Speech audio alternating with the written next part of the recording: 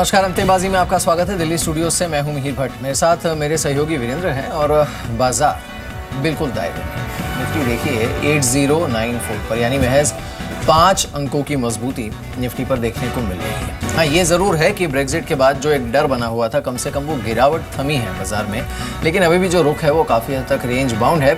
Stock specific spots देखने को मिल रहे हैं। सुबह से अब तक क्या हुआ ट्रेड में, ये देखते हैं। सबसे पहले बताइए। देखिए मेरे, आपने जो बात की ना 5 अंक, आई थिंक अगर आप कंपेयर करें शुक्रवार के वॉल स्ट्रीट के फॉल से आज की यूरोपियन मार्केट्स की ओपनिंग की, तो ये 5 शायद 50 के बराबर लगना है एग्जैक्टली। अगर आप देखें जो आपने बात की ना, आउट परफॉर्मेंस, एटलीस्ट वो डर, वो फियर से अगर आप देखें बाजार थोड़ा सा बाहर निकल के आए।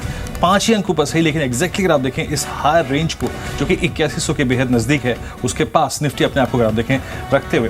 लेकिन आज अगर आप देखें जो संभालने की जो कोशिश की है, उसमें सबसे बड़ी अगर आप देखें, आई थिंक एक अड़चन थी यूरोपियन मार्केट्स की, थोड़ी सी खराब ओपनिंग। लेकिन फिर भी अगर आप देखें निफ्टी बैंक के सहारे आज बाजार ने, सरकारी बैंकों के सहारे आज बाजार ने, आज एसबीआई के सहारे बाजार ने अपने आप को 8050 की ट्रैजेक्टरी में संभालने की कोशिश की और होपफुली अगर आप देखें अब तक तो ठीक ठाक ही हुआ है। शुगर, टेक्सटाइल और केमिकल शेयरों में आज तेजी है और आई थिंक ये कोई नई बात नहीं है। थीम ये जो है मिड कैप की, स्मॉल कैप की बीते कई महीनों से है, लेकिन आज एक बार फिर से कायम।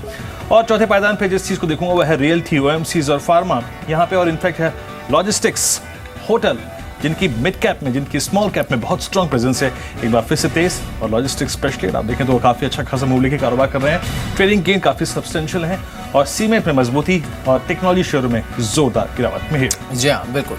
चलिए इस बीच देख लेते हैं कि एनपीपीए पर एक जो उनका ऑर्डर था उस पर बॉम्बे हाई कोर्ट ने इंटरिम रोक लगाई है, जिसके चलते 530 दवाएं ऐसी हैं जिसकी सीलिंग पर जो सीलिंग लगनी थी उस पर अंतरिम रोक अब लग गई है। पूरे फार्मा स्पेस पर इसका असर देखने को मिल रहा है और जो 530 दवाएं हैं उनकी कीमतों पर सीलिंग लगनी थी, लेकिन इसे फिलहाल इंटरिम ऑर्डर पास किया है बॉम्बे हाई कोर्ट ने और इस पर रोक लगाई है। फार्मा स्टॉक्स पर बात करेंगे, लेकिन कुछ और स्टॉक्स जिस पर आज हम बातचीत करेंगे उनको भी देख लेते हैं। एसीसी और विंडो फार्मा तो है ही, बायोकॉन, एसबीआई और एचपीसीएल, ये कुछ काउंटर्स हैं जिन पर अच्छा मूव देखने को मिल रहा है। साथ ही कुछ और स्टॉक्स देख लेते हैं। Dwarikesh sugar, Dhampur sugar, Mercator, snowman logistics और एआरएसएस इंफ्रा।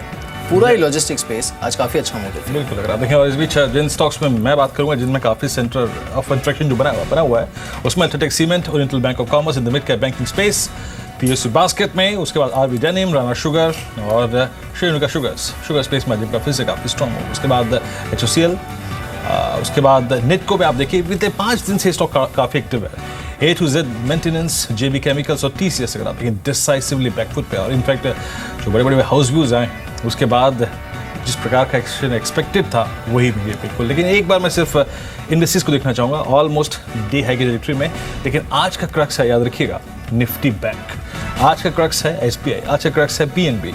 जरा एक बार निफ्टी बैंक पे एग्जैक्टली अगर आप देखें किस ट्रैजेक्टरी में इस वक्त कारोबार कर रहा है, 17523 वो जोन जिसको होल्ड करना चाहिए था, होपफुली करता हुआ मिहिर। बिल्कुल। इस बीच चलिए एक नज़र डालते हैं बजाज फिनसर्व पर। काउंटर इस समय करीब 5.5% ऊपर है। कंपनी ने ये माना है कि उनकी अलायंस के साथ बातचीत चल रही है और जो अलायंस का स्टेक है उसे बजाज फिनसर्व खरीद सकता है। बजाज अलायंस लाइफ इंश्योरेंस का जो जॉइंट वेंचर है उसके स्टेक की ये बात हो रही है, लेकिन कंपनी ने ये भी कहा है कि फ़िलहाल ये इनिशियल डिस्कशन है और फिलहाल जो टॉक्स हैं वो कंक्लूड नहीं हुए हैं, यानी पक्के तौर पर ये नहीं कहा जा सकता कि ये डील होगी, लेकिन हाँ बजाज फिनसर्व की बातचीत ज़रूर चल रही है अलायंस के साथ। तो ये इनफैक्ट इस समय काफ़ी हैवी इम्पैक्ट इस काउंटर पर देखने मिलते हुए 5.5% ऊपर। एक बार फार्मा स्टॉक्स को भी देख लेते हैं जो खबर आई है, उसके बाद फार्मा स्टॉक्स पर भी अच्छा मूव देखने को मिल रहा है। हमारे साथ कुणाल दायमा और साथ ही सिद्धार्थ खेमका जुड़े हैं। शुक्रिया आप दोनों का इस बातचीत में शामिल होने के लिए। Kunal, first of all range bound trade, लेकिन जैसे वीरेंद्र ने कहा एंड राइटली सो कि आप बाकी ग्लोबल मार्केट से अगर तुलना करें तो ठीक ही होल्ड किया है इंडियन मार्केट्स ने आज। Very good afternoon Mir. Yes definitely, अगर हम ग्लोबल मार्केट से इंडियन मार्केट को कंपेयर करें तो हमने ज़रूर होल्ड किया है। और अगर टेक्निकल एंगल से इसी चीज़ को हम देखें तो हमने एक ब्रेकआउट देखा था करीब 7980-8000 के लेवल के आसपास, एक inverse head and shoulder pattern का ब्रेकआउट, जिसके बाद हमने 8300 तक के लेवल्स को भी टेस्ट किया। और अब नीचे में मैं समझता हूँ कि वही लेवल काफ़ी अहम लेवल है जहाँ पे निफ्टी वापस सपोर्ट ले सकता है। ऑफ कोर्स फ्राइडे के ट्रेडिंग सेशन में हमने वो लेवल्स को वायोलेट ज़रूर किया है, but on a closing basis हमने बहुत ही अच्छी तरीके से वो लेवल के ऊपर होल्ड किया है। और जब तक ये लेवल होल्ड होता है मीर, मैं समझता हूँ कि हमारे मार्केट में अभी भी एक बाय ऑन डिप्स का अप्रोच ट्रेडर्स रख के चल सकते हैं। तो मैं समझता हूँ कि 7980 के नीचे ट्रेडर्स अपना स्टॉप लॉस प्लेस कर सकते हैं, और सिलेक्टिव अगर आप सेक्टर स्पेसिफिक लॉन्ग ट्रेड लेते हैं, काफ़ी ऐसे सेक्टर्स है, OMCs है, PSU बैंकिंग काउंटर्स है जो मौजूदा स्तरों पे काफ़ी अच्छे लग रहे हैं। तो मैं समझता हूँ कि सेक्टर स्पेसिफिक अप्रोच रख के अभी भी मौके हैं जहाँ पे निफ्टी के अंदर या मार्केट के अंदर एक बार लॉन्ग पोजीशंस बनाई जाए। जी, अगर आप देखें तो फार्मा कंपनी को जो अंतरिम राहत मिली है उसके बाद आपकी स्क्रीन पर आप देखें स्टॉक्स पे एटलीस्ट एक कंफर्ट है, सेक्टोरियल कंफर्ट। अगर आप देखें आपके स्क्रीन पर सारे के सारे सेक्टर्स जो हैं वो काउंटर्स जो हैं वो हर निशान में हैं। हमारे साथ मिस्टर खेमका भी हैं। मिस्टर खेमका, एग्जैक्टली चलिए मैं फार्मा पे आऊँगा, बैंक्स पे आऊँगा, लेकिन Brexit issue I think it was a complete surprise package. I think जो मंडे मॉर्निंग या सॉरी फ्राइडे मॉर्निंग हमारे सामने खड़ा था, बाजार का रिएक्शन वो ठीक था, वो आना था, वो आया। लेकिन आज का ये एग्जैक्टली अगर आप देखें जो आउट परफॉर्मेंस हमने देखी है, स्टेबिलिटी देखी है, 8080 को सिक्योर करके चलना, बैंक्स का परफॉर्म करना, ये आपको थोड़ा सरप्राइजिंग एलिमेंट लग रहा है क्या? जी, गुड आफ्टरनून।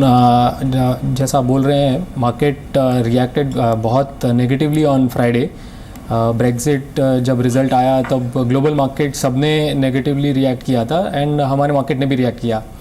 जनरली जब ऐसे इवेंट्स होते हैं, we see that high beta stocks generally tend to come in to play, and यही आज के मार्केट में आप अगर देखा जाए, जितने भी नाम्स आप, जितने भी सेक्टर्स आप आज देख रहे हैं, सारे हाई बीटा सेक्टर्स हैं जहां आज थोड़ा आउट परफॉर्मेंस आया है, जिसके वजह से आज थोड़ा सा मार्केट भी संभला गया है। अगर आप ओवरऑल ब्रेक्जिट इवेंट देखें तो it's a event which will play out over the next 2 years। एक दिन का इवेंट नहीं है, तो एक नीजक रिएक्शन एक्सपेक्टेड था जो फ्राइडे हो गया है। अब यहाँ से अगर आप देखें तो एज एंड व्हेन जब जैसे न्यूज़ आते रहेंगे उसके ऊपर आपका रिएक्शन आता रहेगा। फ़िलहाल जो करेक्शन था वो बहुत ही अच्छा करेक्शन था for investors to get into the market, for long term investors. And मुझे लगता है अब यहाँ से चल के थोड़े बहुत जो डोमेस्टिक फैक्टर्स है वो भी प्ले में आ जाएंगे, जैसे कि मॉनसून है, Q1 रिजल्ट्स है, फोर्टकमिंग बजट सेशन है, तो ये सारे अभी यहाँ से फैक्टर्स प्ले करेंगे।